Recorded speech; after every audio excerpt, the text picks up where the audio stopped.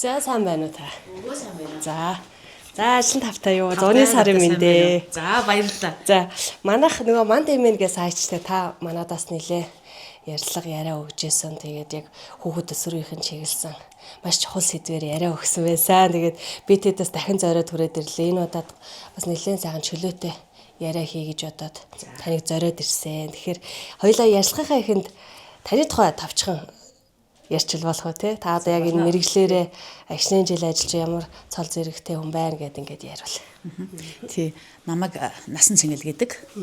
Би сэтгэл зүйчимч. Ерөнхийдөө одоо 36 дахь жилдээ ажиллаж байна. 90 онд анагаахын шинжилгээ ухааны үндэсний их сургууль төгссөн.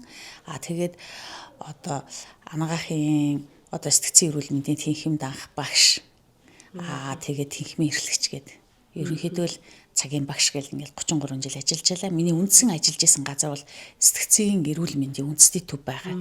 За энэ төвдөө би 16 жил эмчилгээ хийсэн дэд захирал хийсэн байна.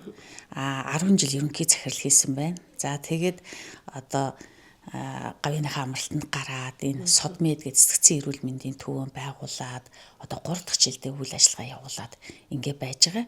Анагаах ухааны доктор, профессор хүн байгаа. Одоо насаараа л яг олон нийтийн сайн сайхны төлөө те эрүүл мэндийн төлөө ялангуяа сэтгэл зүг эрүүл байх талаас нь та бол ер нь насаараа л ярьж байгаа хүн шүү дээ. Тэгэхээр яагаад одоо энэ мэрэгжлийг сонгоод яг ийм тууштай явчихва. Энэ бол миний одоо харж байгаагаар бол маш хүн салбар байгаа даа л та.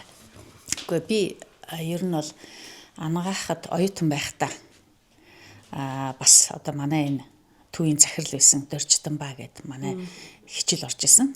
Тэгээд тэр үедээ нэг оюутны эрдэм шинжилгээний хуралд хоёлын илтгэл тавиад ихтэй сургуулийн дунд 2 дугаар байранд ороод за тэгээд энэ мэргэжил надад их гой санагдсан. Тэгээ би тэр үед нэг анагаахын шинжилгээ ухааны үндэсний их сургуулийг онц төгссөн. За ийм хүмүүсийг багшаар авдаг байсан. Тэгээ хүүхдийн тэнхим эдэр би очсон байжсэн чинь багш маань сэтгцийн тэнхимд ирээчээгээ санал тавиа. Тэгээ би сэтгцийн тэнхимд үнэхээр гоё тэнхим чинь тгийгээд өөрийнхөө хүслээр сэтгэл зүйчимч болсон. Тухайн үед бол баг одоо хүмүүс яг энэ мэрэгжлийг энэ чиглэлээс тэр бүр мэддэггүй байхад та одоо сонгоод 30 хэдэн жил болчихсон байх шүү дээ. Тэгэхээр тухайн үед анх ажиллаж байхад ер нь ямар байсан болоо? Яг нийгмийн сэтгэл зүйгээд ингээд бас ажиглаж байсан зүйл юм. Тий, ер нь тухайн үед бол сэтгцэн эрүүл мэндийн талаар ойлголт бол бас харьцангуй их бага байсан. Ерөнхийдөө энэ их хэцүү галзуу хүмүүсийг эмчилдэг, бүр болохгүй хүмүүсийг шар хатан төвтүүлдэг гэсэн ойлголттой байсан. Тэгээд тухайн үед нөгөө одоо Ёнсоо их сургуультай анагаах маань бас цуг хамтран ажилладаг байсан. Тэгээд тэр профессорууд одоо 20 жилийн өмнө манай бүгд найрамдах Солонгос улсад оюутнуудын дунд одоо бас энэ сэтгцэн мэргэжлийг ойлгохгүй байсан. Дараа нь 20 жилийн дараа энэ мэргэжлийн төлөө бүр өрсөлдөөн болдог болсон гэж тэгдэг байсан. Тэгэхээр одоо бол сэтгэл засалж эмч эдрийг бол хайцсангүй их ойлгодог хүн болгонд хэрэгцээтэй мэргэжил гэж хүмүүс маань бас боддог болж байгаа муу л гэж бодож шít нэг үеийг бодвол одоо ингээд төсөөлөхөд бол сэмүүтрөө тэр бүр бас хүмүүс өөрсдөө хандаад байхгүй тий. Одоо бүр одоо тэр хүндэрсэн одоо хүнийг бол ингээд авч имчилдэг байсан л гэсэн одоо ийм ойлголт биш шүү дээ. Тэгэхээр цаг үе бас нэрээ нэг үе отоход харьцангуй өөр болж байгаа. Одоо таныг яг энэ төвөө ингээд удирдаад ажиллаж байгаа ч гэсэн ирээд хандаад бас тий өөрхөн сэтгэл зүг эрүүл байх гад ирж байгаа хүмүүс бол олон болсон болоо гэж бодоод байна. Тий. Одоо нөгөө хүмүүс ингээд заавал одоо нойр гүйдэл сэтгэл готрол төгшөлтөнд орохоос гадна одоо эрүүл хүмүүс өөрийнхөө сэтгцэн эрүүл мэндийг хамгаалаад ямар мэрэгчлээ болох вэ? За ер нь би хямраад ах шиг байна. Гэр бүлийн одоо бас асуудал надад байна. Ажлаасаа би хашраад байна. Гэх мэтлэнгээр ер нь л би одоо жоохон сэтгэлээр готраад байна, түгшээрээд байна, эмороод байна ууч гэл ингээл хурж ирдэг болсон шүү дээ. Тий. Өөрийгөө таньж мэдэх гээд бас их одоо ирмэлцдэг болсон байна шүү дээ, тий. Тий. Бас одоо эсэг эхчүүд бас харьцангуй их анхаардаг болсон. Өсвөр насны хүүхдүүдээ одоо гадагшин сургууль явахтаа хүртэл нэг одоо хэдэн удаа зөвлөгөө өгүүлэх юм. Яг бол гадны орондороо очиод хар тамхи маань сурал бодис юу эс тохиолдох вэ? Тэгээ тэр үед бол бас яах ёстой гэдгийг зөвлөгөө авъя гэдэг болсон байна. Мэргэжил сонгох гэдэг чинь миний бас нэг хамгийн анхны бас ном ямар мэргэжилтэй болох вэ гэд би ном биччихсэн. Тэгэнгүүт мэргэжлийн хэрхэн сонгох вэ? Мэргэжил сонгох тест бүглүүлээ. Ер нь бол зөвлөгөө авъя гэх мэтлэн гэр хүмүүс аяг маш их ирдэг. За хоёулаа ийшээгээ товчхон имлэгтэй бас танилцчих болох уу? Энэ нөгөө бас ажлын мэргэжлийн ингээд бас үйл ажиллагаа явуулж байгаа онцлог байна л да. Их нам гом тийм ээ. Бас тэр бүр хүн шугаад байхгүй. Одоо нийтдээ 5 эмч байгаа. За тэгээд энэ өрөөнүүдэд ингээд тус тусдаа үйл ажиллагаагаа хийгээд ингээд сэтгэл заслаа явуулдаг. Энд бол манай бүлгийн сэтгэл заслын өрөө бас байгаа. Тэгээд ингээд эмчилгээний яг сэтгэл заслал явуулах нийтдээ ингээд 4 өрөө мөн одоо өдрийн эмчилгээ бас бид нар хийдэг. Тэн дээр одоо ядаргаатай тийм ээ. Мөн одоо гутралтай, түгшилтэй, тэгээд нойргүй болсон хүмүүс. За мөн одоо ямар нэгэн донтолцтой архины донтолт ч юм уу тийм ээ мансуур бодисын донтолттой эдэр хүмүүс бас хордлого тайлуулах би ерөнхий сэрүүлслийг сайжруулах гэдэг өдрийн эмчилгээ бас хийгддэг. Тэгээд ийм үйл ажиллагаа явуулдаг ийм хамт олон байна. Онцлогтой ажил байна. Нам гомор ч юм уу. Тэгээ бас нэг яг одоо сэтгцэн эрүүл мэндийн үндэсний төвийг маань хүн ам болохоор нэг шар хадны эмнэлэг гэж ойлгоод байдаг шүү дээ. Шар хадны эмнэлэг гэсэн нэртэй байдаг. Тэгэнгүүт тийшээ бол нилээн бас хүндэрч очдөг. Өмнө нь болохоор ингээ ямар нэгэн сэтгцийн асуудал хурж ирэхлээр одоо өөр нэг юм хайдаг. Зарим нь ч одоо бүр лам ам руу ч явдаг. Бөөмөрөө явдаг. Иймэрхүү асуудал байдаг. Тэгэхээр тэн дээр очихгүйгээр одоо эрүүл одоо тийм асуудалтай хүмүүс эхлээд өөрт нь ингээ нөгөө манай дээр одоо дамжлага маягтай хурж ирээд үзүүлэх нь бол хэцүүгээр байдаг. Манайх ч одоо нөгөө Монголын ирээдүйн хүүхд гээл хүүхдийн сэтгэл зүйг аль алхал дэмжих талаас нь л одоо сэтгэл зүйчдээс яриа аваад байгаа байхгүй. Тэг яг сэмүүд дээр очиж яриа авч явах үед нэг хүмүүс таарч ирсэн. Шүн бас ингээд хийм хараад унтаж чадахгүй байна. Эсвэл ингээд бүр өрөөсөө нойр хөрхөө ингээд гүлээдэг болчлоо гэд. Энэ одоо бас яг сэтгэл зүй асуудалтай холбогддог юм болов. Их бас тэр онцгой харагдчихсан байхгүй. Тэглгүй яах вэ? Энэ нөгөө нэг сэтгэл зүй асуудал гэдэг чинь ерөнхийдөө л нойргүй, гутралтай, дүгшилтэй, эсвэл хөөрөлтэй мөн одоо хий юм харагддаг, хий юм сонсогддог тийм ээ. Эсвэл юмыг буруу ойлгодог болсон ахмад наснуудад жишээлбэл одоо юм мартдаг болчихсон. Тэгэл нэг Альцгеймерийн өвчин гэл ингээл бүхэл насныханд байдаг юм аа. Маш олон төрлөөл одоо илэрч ял та сэтгэл зүй асуудал тий. Ийшээгээ ойлоо ороод өрөөгөөс харчээ тий. Сайн байна уу? За, дараагаас яриа авах гээд ирсэн байна. Та хаашаас. Тэгээ. Та зүгээр ажиллаа үргэлжлүүлж болно шүү дээ, тий. Бид хоёр эндээ яриагаа үргэлжлүүлж. За, тэгэхээр нөгөө хүний тархийг та бас би ингээд бодлоо л да сая сонсож байгаа бас илүү ингээд судлаад тий. Тэгэхээр энэ хүн ер нь яагаад ийм сэтгэл зүй хямралд ороод идгийг эсвэл яагаад бас хямардгүй ингээд яг тархи судлал талаас нь яривал юу гэж тайлбарлагдах вэ? Тий, энэ сэтгцийн эмгэг гэдэг маань одоо сэтгцийн тулгымцсан асуудал гэдэг хүн амд маш их түгээмэл байдаг асуудал байгаа. Яагаад гэх юм бол энэ дэр ингээд яагаад ингэж юу гэдэг хүмүүс бодоод идэг тийм ээ. Тэгэхээр яагаад ингэж юу ханиад хүрдэг? Яагаад ингэж юу даралт ихсэж болдог? Тэрнтэй ижилхэн сэтгцийн тулгымцсан асуудал энэ эмгэг чинь одоо дэлхийд тийм ээ дэлхийн эрүүл мэндийн байгууллагын мэдээгээр 4 хүн тутмын нэг нь амьдралынхаа хугацаанд сэтгцийн эмгээр нэг хүн өвддөг гэж ингэж үздэг. 5 хүүхэд тутмын нэг нь одоо сэтгцийн ямар нэгэн тулгымцсан асуудалтай байна гэж үздэг. Тэгэхээр чи энэ ч одоо маш их асуудал байна шүү дээ. Жишээлбэл манайх одоо 3.7 сая хүн амтай гэд ингээд үзэхэд бол одоо энээс одоо 900 гаруй мянган нь бол одоо ийм асуудалтай байна л гэж хэлэх юм байна шүү дээ. 3.56 сая хүнийх нь 900 мянга гаруй ямар нэгэн байдлаар одоо асуудалтай. Одоо том жижиг бүх одоо насны хүмүүс орох гэдэг шүү дээ, тийм. Би одоо бас нэг зүйлийг сонирхоод байна л да. Энэ сэтгэл зүйн асуудал өмнө нь ингээд баг зэрэг гардаг байв уу? Одоо эсвэл ийм цаг үе сошиал орчин илүү хөгжөөд ингэж их илт одоо юм сэтгэл зүйн асуудал хөндөгдөд байна уу? Гэт анзаархаар цаг үе одоо нийгмийн давалгаа гэж яривал бас хүмүүст яг нөлөөлөх үү? Ахуу амьдрал. Бас ингээд ер нь бол ийм нийгэм хөгжөхөд дагаад сэтгцийн асуудал, тулгымцсан асуудал ихсдэг. Тухайлбал одоо манай улс бол одоо хэд хэдэн удаа тархалтын судалгаанууд хийсэн байдгийг. За миний хувьд болохоор яг энэ улсын хэмжээний одоо 5 судалгааг би бол удирдсан байгаа. За тэгээд энэ судалгаан дээр 22 жилийн өмнөх одоо 84-өөс тийм ээ 92 оны судалгааг 2013 оны судалгаатай жишээлбэл харьцуулаад ингээ үзэхэд архин дондох эмгэг нь 40 дахин нэмэгдсэн байх жишээ тий. Стрессийн шалтгаантай сэтгцийн эмгэг 10 дахин нэмэгдсэн байгаа. Стрессийн шалтгаантай сэтгцийн эмгэг гэдэг маань юу хэлээд байна гэхээр нөгөө нойр хөдөл мөн одоо гутрал, дүгшилт биеийн одоо нөгөө архаг ядаргаа буюу тийм ээ энэ эмгэг. За бас одоо нөгөө нэг биеийн хэлбэрийн эмгэг гэж байдгийг. Тэр юу хэлэх вэ гэхээр одоо биеийн зовирлал байдаг. Гэхдээ тэр нь биеийн өвчин биш. Сэтгэлээсээ шалтгаалсан ийм эмгэг, архин дондох эмгэг гэх мэтлэнгээр ийм түгээмэл эмгэгүүдийг ингээ үзэхэд бол Монголд бол нэлээд ихсэн ийм судалгаа бол гарсан байна.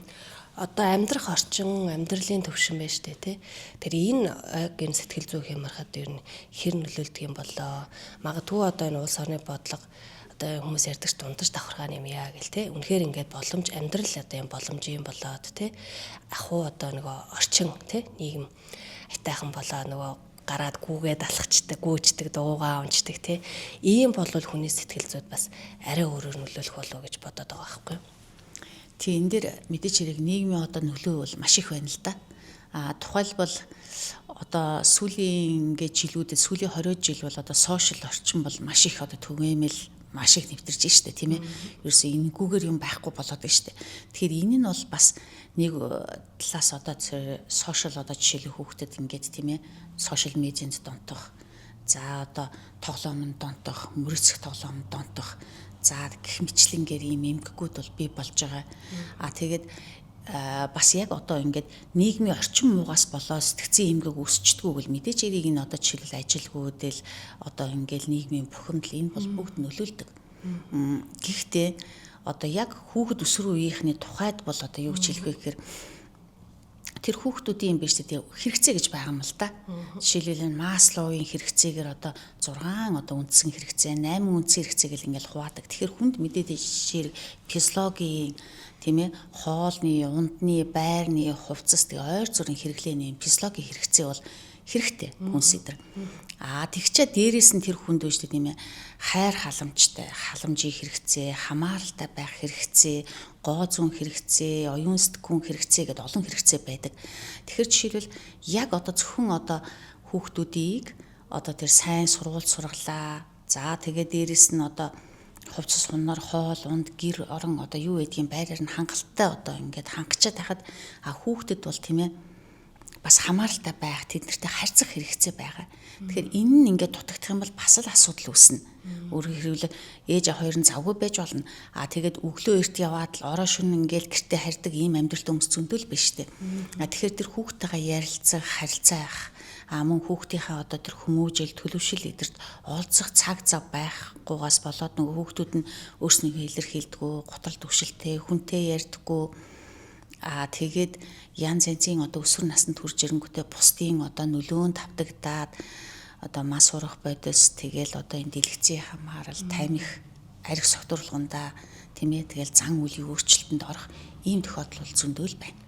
Одоо энэ яг сэтгэл зүйн асуудалтай хүмүүсийг эрт одоо эмчлэх гэдэг юм уу те эрт илрүүлээд асуудлыг шийдэж хэрвээ чадвал одоо магадгүй хүүхэд багасаа сайн хүн одоо муугасаа сайн илүү олон болох гэдэг юм уу те нийгэмдэр гараад одоо муу үйл хийхээс илүү сайн үйл хийх болт юм гээд ингээд эргээд одоо нийгэмдээ эрэг юм сайн хүмүүсийг бий болох боломжтой юм биш үү гэж хараад байгаа байхгүй. Тэгээ хүүхдийн асуудлыг судлаад хар тэгэхээр багаас нь одоо бидэнд бол ер нь хийх ажил маш их байна л гэдэг ойлголт төрөөд шүү дээ.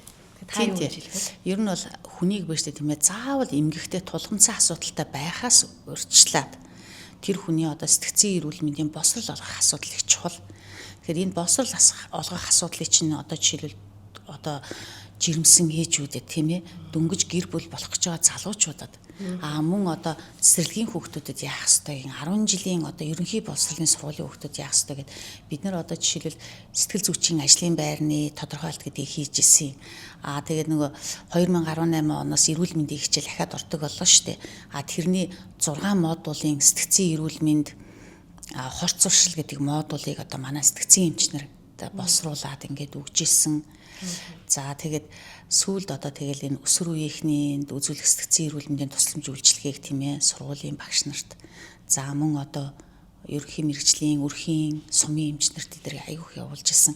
Тэгэхээр энэ боловсролыг одоо хүн амууд ер нь олгох хэрэгтэй гэдэг юм а. Тэгвэл хүн заавал эмгэгтэй болохоосоо урьдчилаад одоо энэ ямар нэгэн сэтгцийн асуудал ивэл стрессээ тайлждаг, гутралаасаа гарчдаг, түшилтээсээ гарчдаг, стрессээ одоо энэ арга хэмжээг авчдаг, нойргуудад орохгүй юм байгаад бол олон эмгээс урьдсан сэргийлнэ. Бас донтолтын эмгүүд чинь тэр хүн ямар нэгэн донтох тийм ээ бодис үйл явдал донтоод байгаа шүү дээ. Тэгэхээр тэр ариг тамхи мансуурлах бодис, эмийн бодисод донтох. Мөн одоо тэр дэлгэцийн донтолт, мөрөөцөх дон гэх мэтлэнгээр ийм одоо үйл явдал донтох донгоос тэр хүн бүрэн урьдчилан сэргийлж болдгийм а. Тийм учраас хүн өөрийн гэсэн боловсралтай, сэтгцийн эрүүл мэндийн боловсралтай байх юм бол олон эмгээс урьдсан сэргийлнэ. Тэгээ ч одоо дэлхийн нийт юу гэж хэлж байна гэхээр психосоматик ангаах ухаан гэдэг рүү орчод байна шүү дээ. Тэр нь ингээд нөгөө сэтгцэн эрүүл байх юм бол тэр хүний одоо бие махбод эрүүл байна гэсэн ийм л утгатай. Сэтгцэн жишээлбэл одоо тайван биш, гутраа, түшээд амар асуудалтай байвал тэрний хүний ходоод нь өвдөн, даралт нь нэгсэн, за тэгэл чихрийн шижин өвчин, арьсны өвчин, гих мэтлэнгээр маш олон өвчин бол энэс бий болдог. Сэтгц тайван бишээс болж биеийн өвчин үүсдэг. Тийм учраас сэтгцийн илүү анхаарай гэдэг чинь психосоматик ангаах ухаан болчиход байгаа. Тэр битэл архаг одоо бие өвчтэй хүмүүс биш үү? Хавдартай, одоо харуулт өгсөн ч гэдэг юм уу. Ийм хүмүүст хүртэл сэтгцийн эрүүл мэндийн тусламж үйлчилгээ маш чухал байдаг. Тийм учраас бид нар одоо эргээд ингээд бодоход дэлхийн эрүүл мэндийн байгууллагын одоо олон ураа лооцсон тий одоо энэ сэтгцийн эрүүл мэндийн өдрийг ингээд тэмдэглэж яхад нэгснээ архаг өвчтний үед сэтгцийн эрүүл мэндийн тусламж үйлчилгээг сайжруулж гэдэг юм уу. Ийм одоо ураатай үйл ажиллагаанууд одоо улс бүхэнд л явдаг ийм л юмнууд байдаг. Би одоо таныг бодоод байна л да. Энэ олон жилийн хугацаанд хичнээн хүнтэй ажиллаж, ангааж, идгээж өгсөн болоо гэдэг. Тэгэхээр таныг одоо яг энэ тоо бас гаргадаг болоо те ингээ үдсэн хүмүүсийн тоог ингээд хардаг юм уу? Ерхий судалгаа хийхээр ямар асуудалтай хүмүүс юу төлхөө тань дээр ирж байна. Одоо насан туршид хүүхэд өсөр үегээд ярил тий.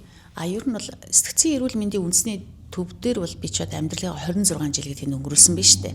Тэтгэврт гараад тэгээд тэгэнгүүт тэнд бол мэдээж хэрэг манайх бол жилдээ бол тийм ээ одоо 6,000-аас 10,000 хүн хэвтэж имжлүүлдэг. Эргээд бодоход 30-40,000 хүнд одоо 100 гаруй мянгч болсон байхаа. Их тусламж үйлчилгээ үзүүлдэг ийм л тоотой байдаг. Дондох эмгэгээр нь л гэхэд одоо жилдээ одоо 1000 гаруй хүн хэвтэж имжлүүлдэг гэл ингээл тоонууд бол байсан. Тэгэхээр манай сэтгцийн эрүүл мэндийн үндэсний төв чинь болохоор улсын хамгийн том ор бүхий үндэсний төв штэ 570 хэвтүүлийн эмчлэх ортой. Одоо Монголд их хүүхдийн эрүүл мэндийн үндэсний төв улсын 1-р төв юм л ш тийм ортой биш. Тэгэхээр сэтгц бол маш их өндөр ортой. Тэр хэмжээгээр амбулаторын тусламж үйлчилгээ мэдээж хэвтүүлийн эмчлэх бол байсан баг. Тий. Зүгээр одоо энэ содмед сэтгцийн эрүүл мэндийн төвийг ингээд байгуулахад манай эмчнэр бол өдөрт ямар ч байсан нэг 5-6 хүнтэй яг бичлээд ингээд тэр хүмүүстэй бол ажилтгийг. Тэгэхээр одоо яг насанд хүрсэн хүмүүсийн тухайд бол илүү их нойргуудалтай, гутралтай, түшилтэй хүмүүс их ирдэг. Мөн одоо дондох эмгэгүүд, масуурах дон, за бас архин дондох эмгэгүүд ирдэг. Архин дондох эмгэгийн тухайд бол бид нар ямар нэг хордлого тайлаад инкээс гадна хамгийн гол нь танин мэдхүй зан үлийн сэтгэл хийдэг. Манай танин мэдхүй зан үлийн сэтгэл зүйн ерөнхий хөтөлбөр бол 18 хөтөлбөр байгаа. Тэрнээсээ бид нар одоо тэр хүнийг ахиад архи уухгүйгээр тийм ээ амьдрах ийм арга барилд сургах танин мэдхүйн сэтгэл засал хийдэг. Тэр хүн маань өөрөө зан үлээ өөрчиж хэвийн амьдралд орох ийм үйл ажиллагааг бол хийдэг. Тэгээд тэгээд тэр манай эмчнэр өөрийнхөө эмчлүүлэгчийг ингээ хариуцж аваад карт нэчээд тэр хүний 7 хоногтой 2 удаа ирээрээ, дараа 1 удаа ирээрээ, 14 хоногтой 1 ирээрээ, сартаа 1 ирээрээ гэдэг ингээ хяналтанд явуулдаг учраас харьцангуй одоо идэгрэл сайн ингэж явдгийг. Хүүхдийн тусламжийн тухайд бол аутизмтэй хүүхдэд онцлуулах гэж ирдэг, оюуны хөгжлийн бэрхшээлтэй хүүхдүүд, хит хөдөлгөөнд эмгэгтэй хүүхдүүд, мөн сүүлийн үед бол бас зан үлийн эмгэгтэй хүүхдүүд маш их ирж байна. Хичээлдээ дурггүй, хичээлээ их дурггүй, хийдэггүй тий. Тэгээд одоо хүмүүсийн урдаас их эсрэг үцээд ингээд ээдэг.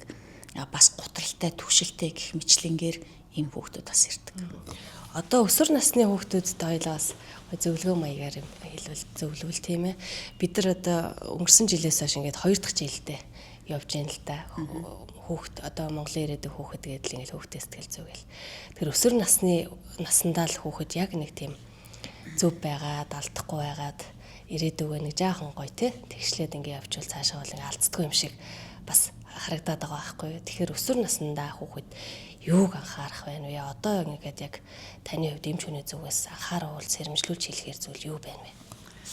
Тий, ер нь бол өсвөр насны хүүхдүүдээр хамгийн гол мэдэх зүйл нь бол юу вэ гэхээр өөрийгөө хинбэ гэдгийг мэдрэх тийм ээ. Тэгээд ямар мэдрэмжтэй байгаагаа илэрхийлж сурах хэрэгтэй юм байна. Жишээлбэл ингээл готраад байдаг, гуниад байдаг, тэрнийгээ мэддэггүй. Тэгээд өөрт нь таалагдахгүй байгаа юм аав ээж бусад хүмүүст тийм ээ мэдрэмжээ илэрхийлж чадахгүй хий бухимдаал эсэргүүцээлээдэг багшийнхаа урдаас жишээлбэл хичээлээ хийхгүй ч юм уу ямар нэгэн байдлаар ингээл эсэргүүцэх урвал гаргаад байдаг цаана тэр хүүхдэд одоо хангагдаагүй хэрэгцээ байгаа штэ тэрний дагуу тэр хүүхд чинь мэдрээл тэгэл өөрийнхөө хариу урвалыг гаргаад байгаа. Тэгэхээр хүүхдүүдийн хувьд бол мэдрэмжээ мэдрэх асуудал их чухал. Тэгээд үнэт зүйлээ тодорхойлох асуудал их чухал байгаа. Тухайлбал одоо тэр хүүхэд ямар зорилготой юу хүсэж байгаа нь тий өөрийнх нь одоо яг зорилго нь юу юм мэдээж хэрэг амьдралын одоо утга учир гэж бид нар ярихгүй л дээ. Яг ойрын хугацаанд бол тэр хүүхэд юу хүсэж байгаа, юу руу чиглэгдэх үү гэдгийг илүү их одоо чиглүүлж өгөх хэрэгтэй байгаад байгаа. Тэгээ хүүхэдтэй нэг нөгөө хэлэхэд их ярилцах шаардлагатай байгаа. Хүүхэд өөрт нь жишээлбэл тохиолдсон за тэр одоо жижигхэн хайр дурлалын шохорхлын асуудалтай ч гэсэн маш их стресстэй. Тэгээд одоо бол орчин үеийн хүүхдүүд бас нөгөө нэг хүүхдүүдийн бүүлэн гэл байгаа шүү дээ тий. Тэр бас их асуудал үүсгдэг. Тэгэхээр тэр хүүхдүүд тэрийгэ болгон хүнтэй одоо ярьж чадахгүй тэрийгэ хурж ирээд ярьж байгаа тохиолдлууд маш их байдаг. Жишээлбэл манай дээр одоо яг энэ одоо үеийнхний одоо хүчирхийлэлд өртөөд ирсэн хүүхдүүд маш их байдаг. Эмэгтэй хүүхдүүч байна, эрэгтэй хүүхдүүч байна. Тэгээд нөгөө эрэгтэй хүүхдүүд нь ингээд зодуулаад, зохиулаад, гимтээчээд байж хахад цааш нь ингээд нөгөө нийгмийн ажилтсан сургуулийн захиргаанд хэлнэ гэхлээр нөгөө матаач, ховч гэж хэлээд нөгөөдүүл нь тэгдэг. Тэрнээсээ нуугаад хэлж чаддаггүй. Тэгээд одоо хит хитэн хүүхдүүдийн ингээд дарамтанд ороод яхаа мэдэхгүй тэгээ зөвлөгөө авдаг ийм хүүхдүүд байдаг. Эцгийнхэн ч авчиж ирж байгаа хүүхдүүд байдаг. Тэгэхээр өсвөр насны хүүхдэд хамгийн гол нь л одоо мэдрэмжээ мэдрэх, үнэт зүйлээ тодорхойлох, өөрийнхөө сэтгэл хөдлөлийг зөв илэрхийлэх, тэгээд ямар нэгэн байдлаар үйлдэл хөдөлгөөн хийгээд үг яриа хэлэхдээ ч гэсэн тий яавал ямар зөв зан үйл үү, ямар нь буруу зан үйл үү, ямар үйл ажиллагааг хийвэл би зүгээр ах уу, ямар үйл ажиллагааг хийвэл хүн таалагдахгүй байх уу. Яг ингэж хэлж байгаа юмыг юу гэж хүнийг вэ штэ тий одоо нэг хүнд ингэж амар ингээ хүнлүү ингэж атак хийхгүй тий ингээд эвтэйхэн одоо өөртөө тохируулж хэлэх үү гэдэг чинь бас сэтгэл зүйн харилцааны маш том боловсрол байгаа. Тэр болгоныг ингээ хүүхдэд ялцах хэрэгтэй. Тэгээ сүүлийн үед энэ нөгөө сошиал чи их хөгжөөд ингээд ирэхлээр хүмүүсийн одоо яг юм бодиттой одоо ингээд амьдралаас ингээд уулзаад уучраад ингээ яриад идэг юм жинхэнэ одоо харилцаа багасаад сошиалар илүү харилцдаг болчоод ирэхлээр нөгөө хүн хоорондын харилцаа дутах ийм асуудал бол үүсдэг. Одоо үнэхээр энэ асуудал хүндэрсэн тохиолдолд сэмүүтэд одоо очил хэвтэж штэ хүүхдүүд те бас нэг зарим тохиолдолд ингээл орон хүрэлцэхгүй ингээл нэмэж гаргалаа. Ийм болтол нь одоо ингээд эцэг эхчүүд нь битгий бас ингээд хүүхдээ те байлгаач яа эртхэн анзаараач. Үнэхээр хүндэрсэн тохиолдолд одоо маш их цаг хугацаа те тэр хүүхдээс ингээд хүч бас шаардах гэдэг штэ. Тэгэхээр та сэмүүтэд бас их олон жил ажилласан хүний үед тэнд бол өчнөө олон кейс харж ирсэн баг. Яг одоо эцэг эхчүүд сэрэмжлүүлээд зөвлөөд бас ингээд хэлвэл тий. Яг сэтгцэн эрүүл мэндийн үндэсний төвд бол хуучин оюуны тэр тасагт бол нэлээд хүнд одоо хэлбэрийн оюуны өмсөлтөй ч юм уу тийм хүмүүс хэвдэг байсан л та. Тэгээд одоо бид нар 20 жилийн өмнө тэрийг энгийн тасаг болгосон юм. Одоо яг одоо энэ ерөнхий боловсролын сургууль сурж байгаа, асуудалд ороод, ядаргаанд ороод байгаа тийм хүүхдүүд эдэр үзүүлдэг, тусламж үйлчилгээ авдаг ийм өрөө чиглүүлсэн. Гэхдээ тэр чинь нэг 25-30 орчим мэдээж хэрэг Монгол улсын хэмжээнд байгаа одоо 3.7 сая хүний 50% нь л одоо 1.89 сая л хүүхэд штэ тийм ээ 18 нас хүртэл тэгээд тэрэнд бол үнэхээр их хүрэлцээ багтай. Тэгтэл 5 хүүхдийн нэгдэн заавал тусламж үйлчилгээ хэрэгтэй болчиход байгаа. Тийм учраас одоо аль болохоор л тий тусламж үйлчилгээ эрт авах нь хамгийн зөв байгаа. Тусламж үйлчилгээ ороод тахлаар тэр хүүхэд байж тийм ээ асар их асуудалтай болоо дараагийн асуудал гараад ирэхээс өмнө одоо тусламж үйлчилгээ авах нь илүү хэрэгцээтэй байгаа гэдгийг хэлье гэж бодож байна. Тэгэхээр хүүхэд чинь ингээл хэрвээ те нойргүй болоод ямар нэгэн байдлаар одоо зан үйлэнд төрөх нь ингээл өсвөр насны хүүхэд бол зан төрх өөрчлөгдөг. Гэхдээ илт их өөр болоод тэгээд тантай ерөөсөө ярихгүй болоод тайван биш болоод ууртай, уцаартай, нойргүй тэгэл ингээл ямар нэг юм хэрэглээдэж байх шиг тий хуучнаасаа их өөр болоод ер нь л ээж авд мэдэгддэгдээ хүнтэй ярихгүй дууга болчдөг, хичээл хийхдээ дургүй байдаг, сонирхолгүй болчдөг. Ер нь л тэр хүүхдийнхээ учрыг олохгүй ингээд байгаад ах юм бол ер нь сэтгэл зүйч эмч рүү авчиж ирээд үзүүлэхэд бол ерөөсөө алдах юм байхгүй гэдгийг хэлье гэж бодож байна. Би нөгөө хугацаа бас сонирхоод асуугаад байгаа байхгүй ингээл хүнхээр хүндэрсэн тохиолдолд бол маш их цаг хугацаа зарцуулах гэдэг шүү дээ. Тэгж л одоо битгий өндрүүлээч гэдэг. Тэгэхээр тэр чинь байж тийм ээ заавал сэтгэл төлөөд эмийн эмчилгээ биш. Сэтгэл заслаар, ярьцгай аргаар олон одоо ийм сэтгцийн асуудал бас шийдэгддэг. Тийм болохоор тэр хүүхдэд ярилцахад бол тэр хүүхэд одоо тэгтээ өсвөр насны хүүхдүүд сэтгэл засалж эмчтэй ярилцахад их дуртай болсон гэлээ. Ерөнхийдөө аав ээжт нь бид нар шаардлагагүй юмнууд ер нь хэлэхгүй гэж хүүхдэд ярьдаг. Тийм учраас тэр хүүхдүүд өөртөө болсон үйл явдлыг нуухгүйгээр нөгөө маш сайхан ярилцдаг. Тэр нь тэднэрт хэрэгтэй байдаг. Та бас яг энэ арх одоо мансуурах бодис гээл сэтгцэд нөлөөт бодисын талаараас их сэрэмжлүүлж ярьдаг штэ тий. Тэгэхээр хүүхдүүд маань яг энэ нэг удаагийн тохиолдлоор гэдэг юм уу тий сонирхоод байна уу эсвэл үнэхээр асуудалд орчихсон хойно энийг хэрэглэж үзээд байна уу гэдэг дээр. Би ер нь 36 жил ажиллахдаа 30 гаруй газар бол одоо олон улсын хуралд илтгэл тавих урт богино хугацааны сургалтанд сууж байсан юм аа. Тэгээд 2019 онд би яг Америкийн нэгдсэн улсад 21 хоног энэ донтолтын одоо яг ийм нэг улс болгоны одоо лидер мэрэгчлэтнүүдийг бэлдсэн тэнд.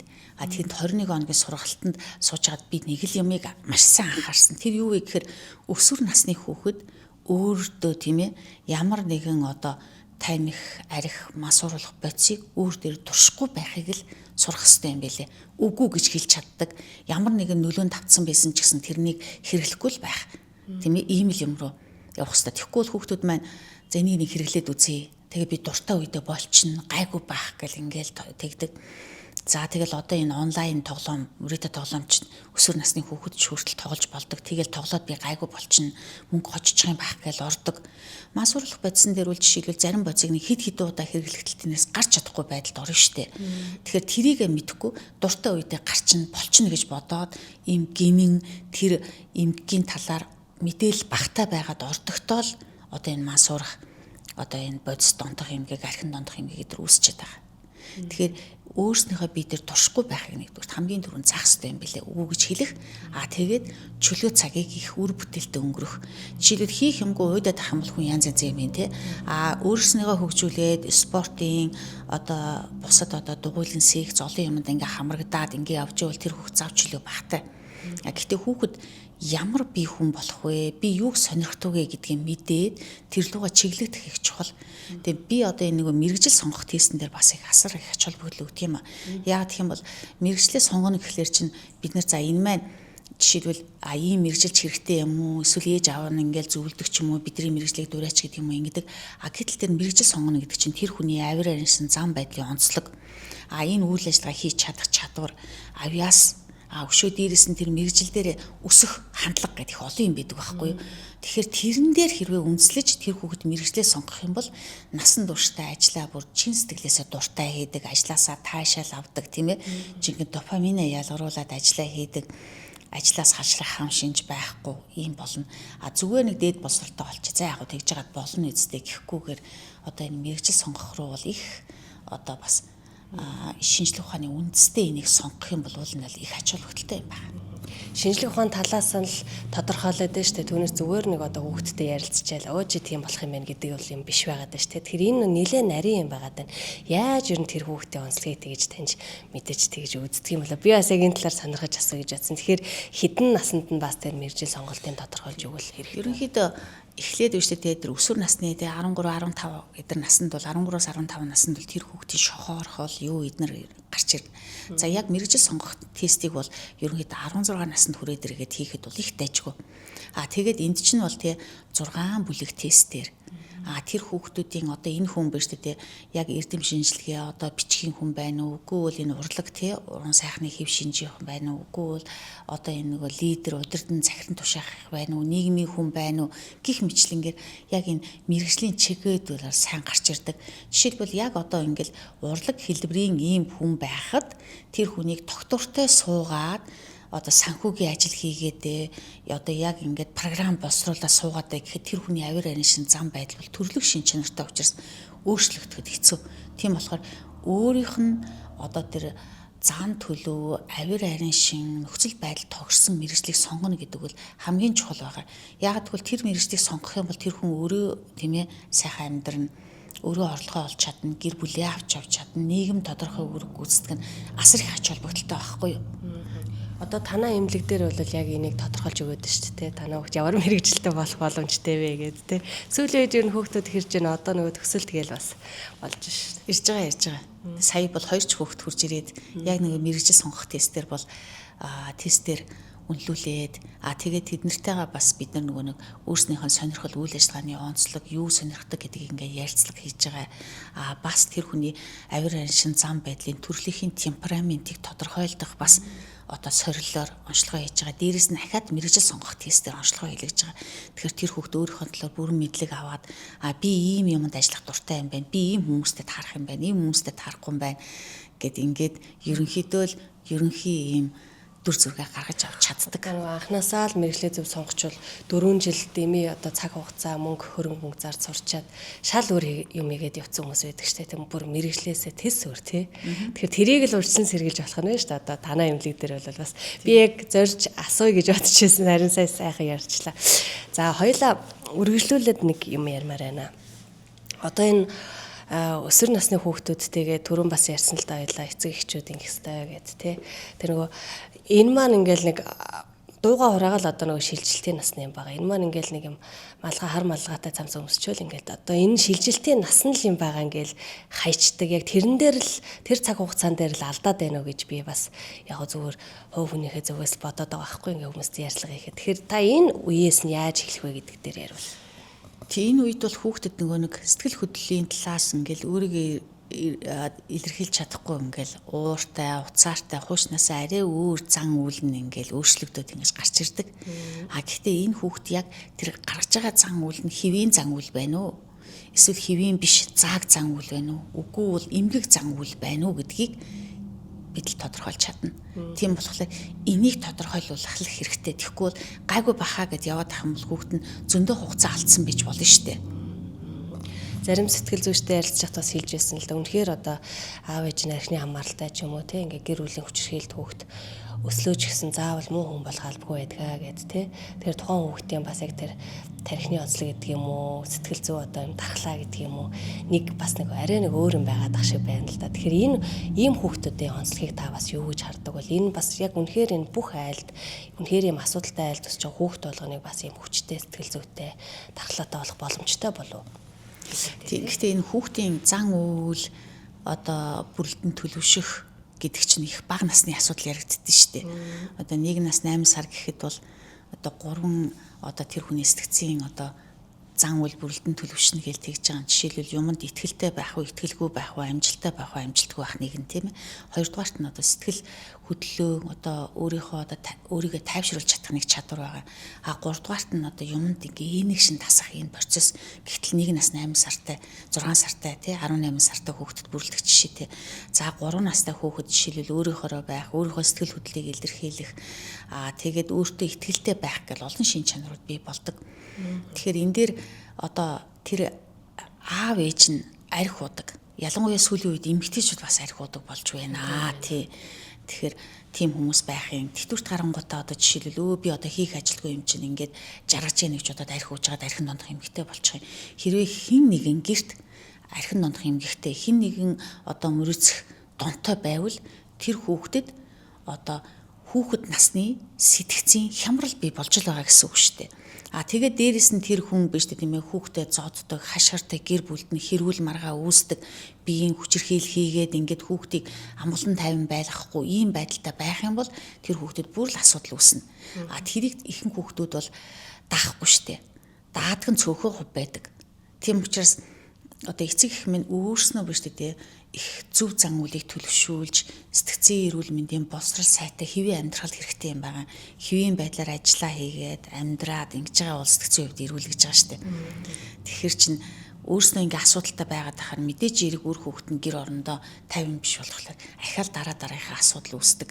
Тэгээд энэ дээр бид нар саяхан бас нэг Альберт Чан гэдэг нөгөө сэтгэл засалч юмч одоо Канадын тийм ээ сургалт явуулаад ингээл нэг хэдэн хоног бид нар сургалтын дээр мэрэгжил дэвшлүүлээ суусан л да. Тэгэхээр ингэж хэлж байгаа байхгүй.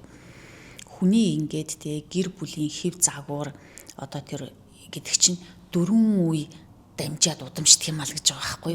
Тэгэхээр нэг манай ихэнхээр алга бол хүн шир алга гэж тэгээд идэг штэ. Тэрэн шиг ингээд ээж аав нь өөрснөө төлөвшлэн их айтайхан байх юм бол үр хүүхэд нь айтайхан байх юм аа гэдэг хэлье гэж бодож байна. Тэгээ гэр бүлийн сэтгэл зүйн дээр бас нэг асуудал үүдэг. Аав нь захираал эзэг, зандраал эзэг, уурлаал эзэг тий. Тэгэнгүүт тэрийг яг ингээд онцлоход хүүхэдтэй хайртайгаа буруу илэрхийлээ тий. Захиран ингээд тушаага захираад байгаагаал их хайрлаад байгаа л гэж ойлгоод алдсан юм алдаанууд зөндөөл байдаг. Яг гэр бүлийн хэв загварыг үзээд харилцааг нь үзэх юм бол бас гэр бүлийн сэтгэл засал нэлээ хэрэгтэй гэр бүлүүд бол их байд юм. Одоо жишээлбэл эцэг их бол хүүхдийн толино л гэж яриад ш. Тэгтэл гэр орондоо ингээл арх угаалнаас нөхдөд авчраал ингээл арх угаад хахад хүртэл тухайн хүүхдэд тодорхой хэмжээгээр нөлөөлдөг гэдгийг л ойлгох хэрэгтэй болчиход байна л да тий. Тэгээд дээрэс нь тий одоо тэгэл ингэнгүүт мэдээж хэрэг нөхөр нь арх угаал агсан согтууд аваад тахлаар чи эхнэр нь сайхан байхгүй штэ. Уурлаа тэгээ хоорондоо хэрүүл тэгэхэр ч нөгөө гэр бүлд нь ингээл байнгын хэрүүлдэ арх уусан муухай өмнөр үрцсэн байхаар хүүхдэд тат орч үүсэхгүй юу.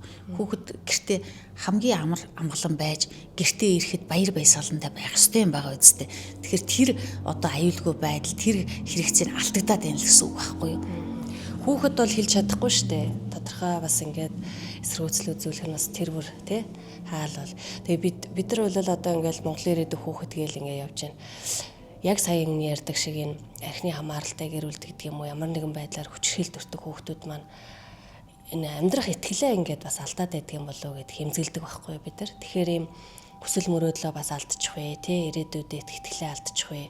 Тэр бас хэцүү одоо гэр бүлийн орчноос гэдэг юм уу бас ингээд ирээдүйн бас байгаа шүү гэдгийг яаж одоо энэ хүүхдүүдэд ойлгуулах вэ гэд юм хийгээд байгаа байхгүй. Тэгэхээр та хүүхдүүдтэй бас юу гэж хэлэхээ үнэхээр ямар нэгэн асуудал тулгарлаа гэхэд те тэрийг яаж даван туулах ёстой вэ гэдэг дээр та тий сэтгэлийн хат гэдэг юм яа. Тий энэ дээр хүүхдүүдийн хувьд болохоор мэдээж хэрэг яг том хүн шиг одоо тархин нь бол тийм хөгжилтэй болоогүй л байгаа л да. Хурдан шийдвэр гаргадаг бас тийм сайн одоо боловсруулаагүй шийдвэр гаргах боломж бол их байдаг. Тийм учраас хүүхдүүдэд одоо өөрийгөө их сайн анзаараарай, итгээрэй. Тэгээд хичээлдээ их анхаараарай. Тэгээд одоо аль болохоор эрүүл мэндийн дэглэмүүдээ бариарай тий. Тэгээд одоо өөртөө юу болоод болохгүй байгааг ээж автайгаа нэг нүгүү ярьдаг байгаарай гэдгийг хэлье гэж бодож байна. Тий. Бас тэгээ сургуульд бол нэг үеэ бодох юм бол бас нийгмийн ажилтнтай болсон, сэтгэл зүйчтэй болсон, нийгмийн ажилтан сэтгэл зүйчдэрээ цаг аваад уулзч болно. Тийм ээ сэтгэл зүйчтэй хандаж болно. Тусламж үйлчлэгээ бол бас болно шүү дээ тий. Тэрийг хэлье гэж бодож байна. Тэгээд би бас нөгөө сэтгцийн эрүүл мэндийн үндэсний төвийн захирал байхдаа 108 утсан дээр нэг 3 жил сэтгцийн эмчийн ажилласан юм аа. Цалины сэтгцийн эрүүл мэндийн үндэсний төв төлж байгаа ч шүү.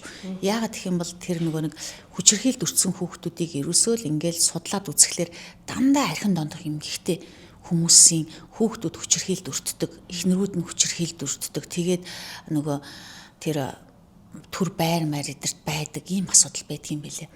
Тэгээ бидний одоо миний хийсэн судалгаа, сүүлийн судалгаагаар бол одоо архин дондох эмгийн тархалт 6.2% гэж байгаа байхгүй. Тэгэхээр чин насанд хүрсэн хүн ам нь 1.6 сая гэж бодъё. Тэгээ 6.2-оор үржүүлэхээр чи 90 мянган архин дондох эмгэгтэй хүн байгаа үсттэй. Тэр чин архин дондохын эмгэгтэй болохоос биш хэтрүүлэн хэрэглэгч биш штэ. Бүр өвчтэй эмгэгтэй тийм их байгаа юм чинь тэр хүн чинь мэдээж хэрэг дондох эмгэг ямар нэгэн сэтгцийн эмгэг чинь ганцхан хүний эмгэг байдгүй байхгүй юу? Тэр хүн системийн гэр бүлийн эмгэг болчдөг. Тэгэхээр мэдээж хэрэг тэр хүн архин дондох эмгэгтэй тэрний одоо эхнэр хүүхдүүд нь бүгд одоо давхар хамааралтай сэтгцийн асуудалтай болоод хуурчиж байгаа. Тэгэхээр ингээл юм гараад ирж байгаа гэсэн үг наацах.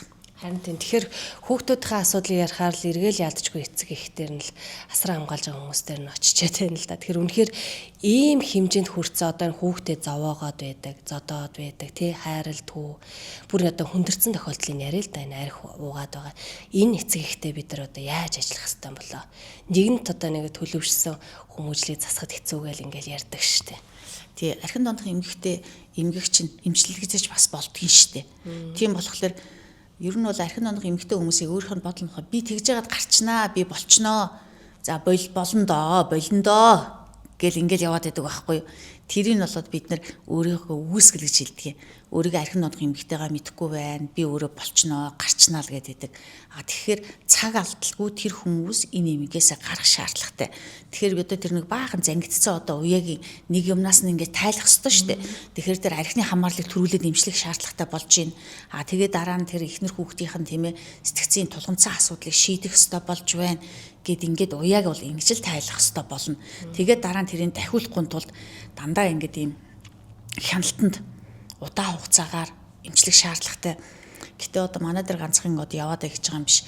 Агийн төвүүд байна. Өөртөө туслах төвүүд одоо Монгол улсын Улаанбаатар хот 21 аймагт байгаа штэ. Тэр нь ч үн төлбөргүй ингээл хагасаа бүтэн сан жишээлбэл яваад байхад бол өөрөө гарыг гэсэн хүнд бол бүх боломж бол байгаа гэдгийг бол хэлье гэж бодож байна. Одоо насан турш хүмүүс өөрийгөө бас анзаарах хэрэгтэй штэ. Би чинь арх ууж гин үү? Одоо нөгөө бусад төрлийн юм хэрглэж гин үү 7 хоногт тус сард үгээд ингээд та яг нөгөө мэрэгжлийн талаас нь ярил давтамж нь хэр болоод ирэхээр үнэхээр ингээд хамааралтай болоод ирж байна.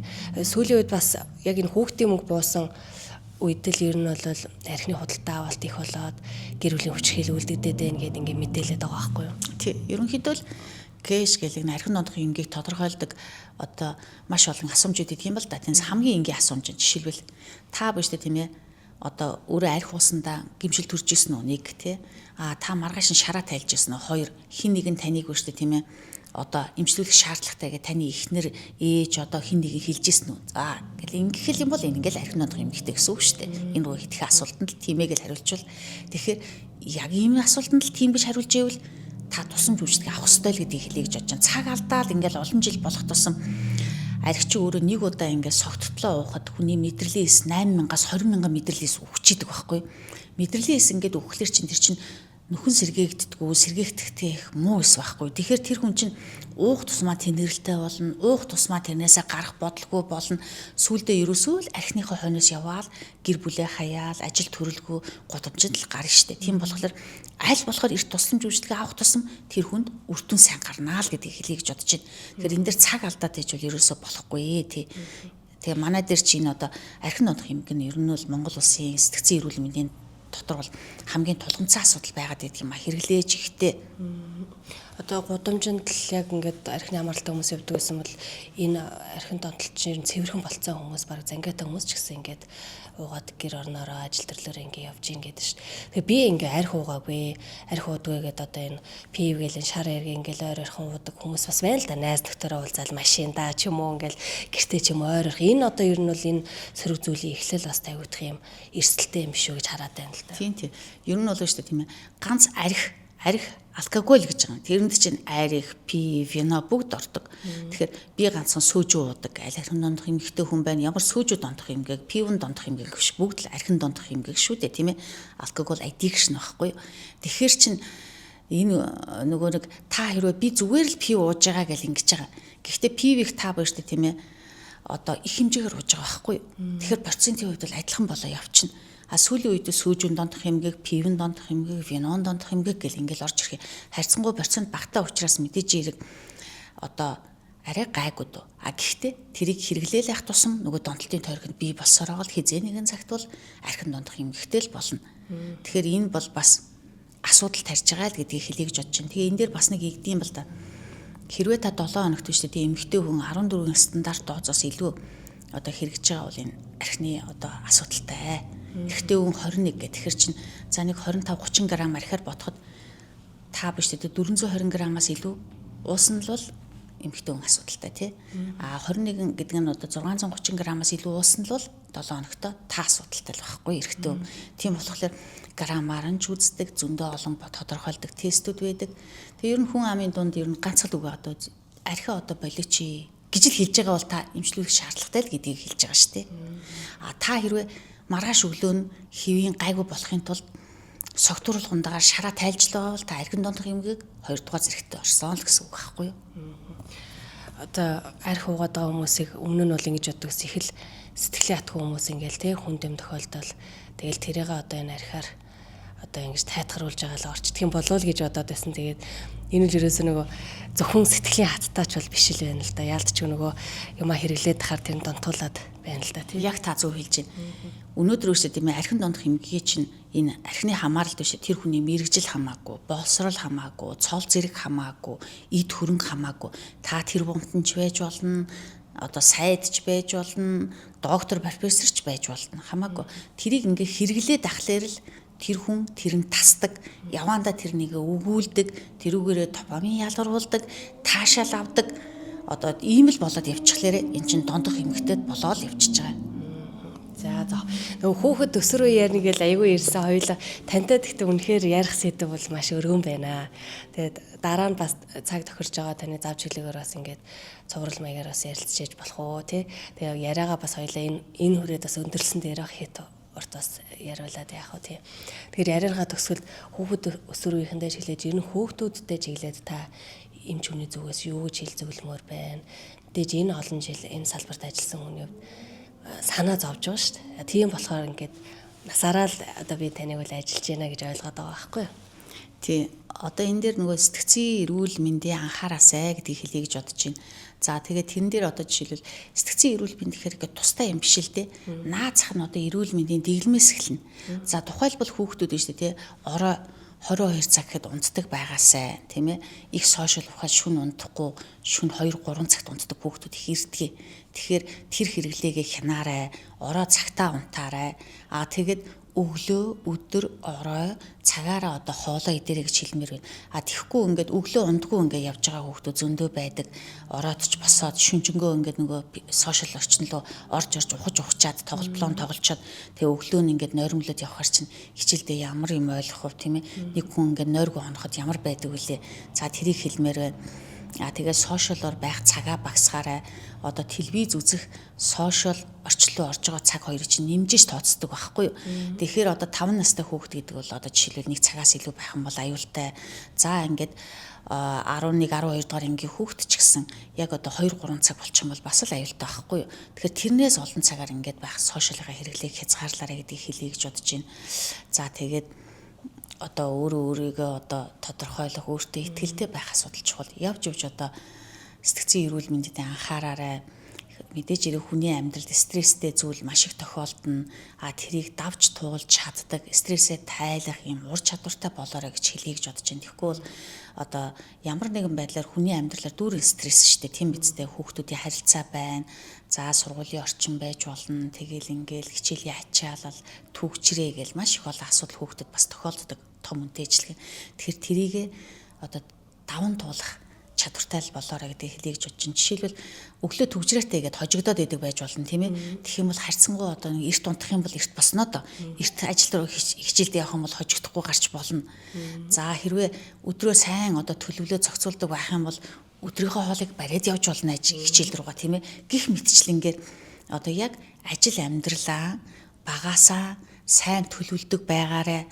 Сэтгцийн хувьд эрүүл байна гэдэг нь юу хэлэх гэж байна гэхээр хэвийн байдлаар одоо хариу урал өгдөг тийм ээ. Одоо хорвоо ертөнц одоо энэ хүрээлэн байгаа орчинтойгоо хэвийн харьцдаг, хэвийн байдлаар сэтгэлийн хөдөлгөөн үүсдэг.